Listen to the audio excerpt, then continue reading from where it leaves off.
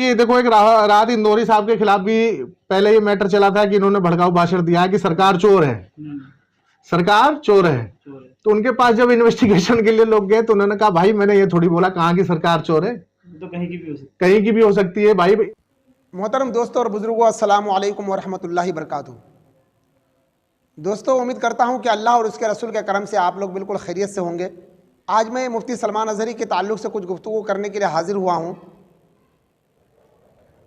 और मुफ्ती सलमान अज़हरी के ताल्लुक़ से हाई कोर्ट के वकील जनाब निज़ामुद्दीन साहब क्या फरमा रहे हैं वो भी आपको सुनना ज़रूरी है और सुनने के बाद आपको पता चल जाएगा कि क्या हकीकत, क्या सही है, क्या गलत। लेकिन ये सब चीज़ सुनने और सुनाने से पहले मैं आपसे गुजारिश करना चाहता हूँ कि अगर अभी तक आपने इस चैनल को सब्सक्राइब नहीं किया तो सब्सक्राइब करके घंटी को दबा करके ऑल कर दीजिए, ताकि जो भी मैं वीडियो डालूँ वो आप तक नोटिफिकेशन बआसानी पहुँच जाए और आप जो है उस वीडियो को बआसानी से देख पाएँ और इस वीडियो को दूसरे तक पहुँचा दें। और जो भी बात अगर आपको अगर पूछनी हो तो आप कमेंट करके पूछ सकते हैं। चलिए दोस्तों, गुफ्तगू को आगे बढ़ा रहा हूँ। दरअसल बात यह है कि मुफ्ती सलमान अज़हरी जेल में है और किस वजह से हैं ये बात किसी से ढकी छुपी नहीं है, क्योंकि ख़बरें सुनते ही भी होंगे आप लोग। लेकिन दोस्तों, मैं आप लोगों से गुजारिश करता हूँ कि अगर हम लोग अगर कुछ नहीं कर सकते हैं तो कम से कम मुफ्ती सलमान अज़हरी के हक़ में दुआ करें और अल्लाह तबारक व तआला के बारगाह में अर्ज़ करें। अल्लाह तबारक व तआला से कहें, या अल्लाह अपने हबीब पाक जनाब अहमद मुश्तबा मोहम्मद मुस्तफ़ा सल्लल्लाहु ताला अलैहि वसल्लम के सदक़े में मुफ्ती सलमान अज़हरी को रिहाई अता फरमा। और देखिए कि इस्लाम रंग चैनल वाले जनाब आरिफ साहब जो वकील साहब से कुछ पूछ रहे हैं और वकील साहब किस तरीके से जवाब दे रहे हैं वो आप वकील साहब, ये क्या मामला है, थोड़ा सा इस बारे में बताइए। इसमें मैंने देखा था, इसमें सलमान अज़हरी साहब के खिलाफ भड़काऊ भाषण को लेकर के एफआईआर करी गई है। 3 जगह अलग अलग एफआईआर हुई, उसमें से 2 जगह से तो उनको बेल ग्रांट हो गई है जी, मगर अभी एक में बेल ग्रांट नहीं हुई तो उनको साबरमती जेल में भेज दिया गया है जो अहमदाबाद में है जी।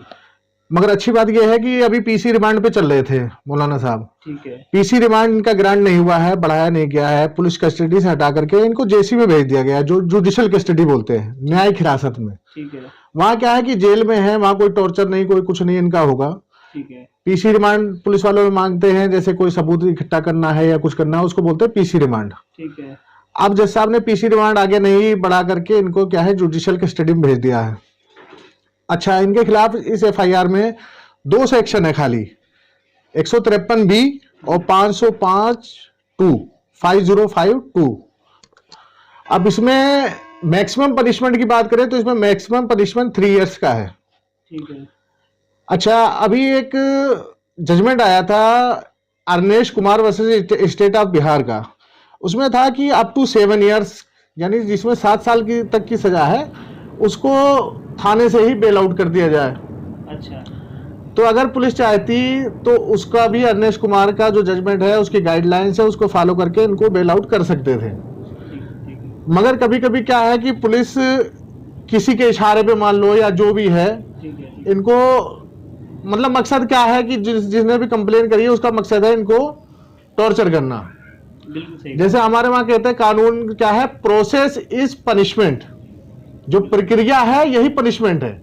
आज यहाँ पेशी, कल वहां पेशी, कल वहां, परसों वहां, मतलब घूम घूम के कि आदमी। अच्छा, इन्होंने इनकी स्पीच मैंने सुनी, जब सुनने में आया कि हेट स्पीच में मौलाना साहब ने, तो मैंने कहा मैं भी देखता हूँ क्या हेट स्पीच है। तो उन्होंने उसमें वही बोला है कि अभी इनका कुत्तों का वक्त है, हमारा वक्त आएगा, तो स्पेसिफिक नाम किसी का नहीं लिया। फिर इनका एक क्लेरिफिकेशन भी मैंने देखा था, कोई यूट्यूब पे डाला था कि भाई फिलिस्तीन का और इजराइल का जो युद्ध चल रहा है तो उसके रिगार्डिंग इन्होंने बोला कि भाई अभी कुत्तों का वक्त है और हमारा आएगा, हमारा दौर आएगा। तो इसमें किसी का नाम नहीं लिया। इसमें अभी देखो, एक राहत इंदौरी साहब के खिलाफ भी पहले ये मैटर चला था कि इन्होंने भड़काऊ भाषण दिया है कि सरकार चोर है, सरकार चोर है। तो उनके पास जब इन्वेस्टिगेशन के लिए लोग गए तो उन्होंने कहा भाई मैंने ये थोड़ी बोला कहाँ की सरकार चोर है, तो कहीं की भी हो सकती है भाई, ब्रिटेन की, अमेरिका की, कहीं किसी कंट्री का नाम नहीं लिया। तो उसमें एक मजाकिया तौर पे बोला कि जो बताया गया कि पुलिस वालों ने कहा कि हमें नहीं पता कहाँ की सरकार चोर है, तो उनका मैटर दफा दफा हो गया। वैसे इसमें है कि किसी का नाम नहीं लिया गया है भाई। और बाकी रही उसकी 2, इसी इनका जो केस स्ट्रॉन्ग था, इसीलिए जाते ही 2 केसों में बेल ग्रांट हो। 99% का 100% चांस है, क्योंकि कोई डायरेक्ट एलिगेशन नहीं है, कोई ऐसा ऑफेंस नहीं है, बस ये है कि बढ़ा चढ़ा करके पेश किया गया है। 100% बेल हो जाएगी, क्योंकि जो जज साहब हैं, जो भी हैं, अभी एक जज साहब थे इसमें वाई शर्मा जी, उन्होंने बेल ग्रांट करी। तो जज जो है दोनों तरफ की वो देख करके कि क्या है, किसका वो है, उसके आधार पे बेल आउट करता है। तो इसमें जब देखेंगे इसमें कोई ऐसा कुछ है नहीं, बेल हो जाएगी। बेल के बाद में चार्जशीट फाइल होगी, चार्ज फ्रेम होगा भाई, उसके बाद में वो चलेगा, अपना केस चलेगा, उसके बाद जो होगा, जो फैसला होगा वो करा जाएगा।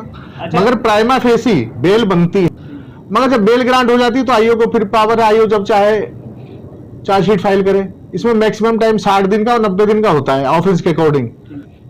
और बेल ग्रांट होने के बाद ये बेल आउट हो जाएंगे, बाहर आ जाएंगे, बाकी अपने जो है प्रक्रिया चलती रहेगी।